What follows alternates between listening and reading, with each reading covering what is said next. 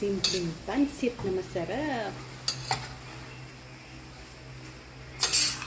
Hello guys, and good day again. Another recipe ang ating gusto ibahagi na naman sa inyo sa araw na ito. Yan, nagisa tayo ng onion at garlic. Next, i-add natin ang ating baboy.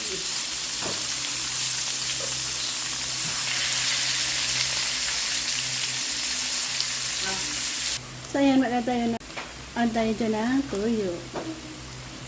Soy sauce.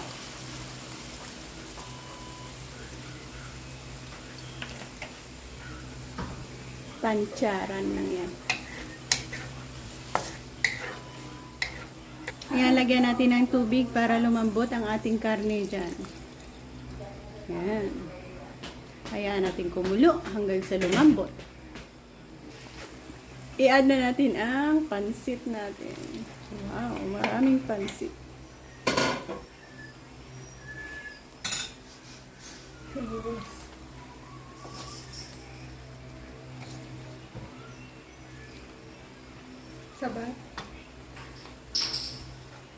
Sabay na lang natin ang ating gulay na carrots at cabbage.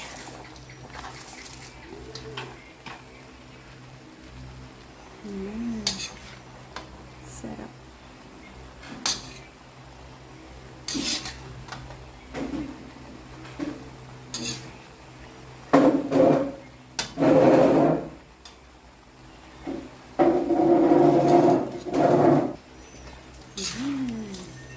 Easy lang, no?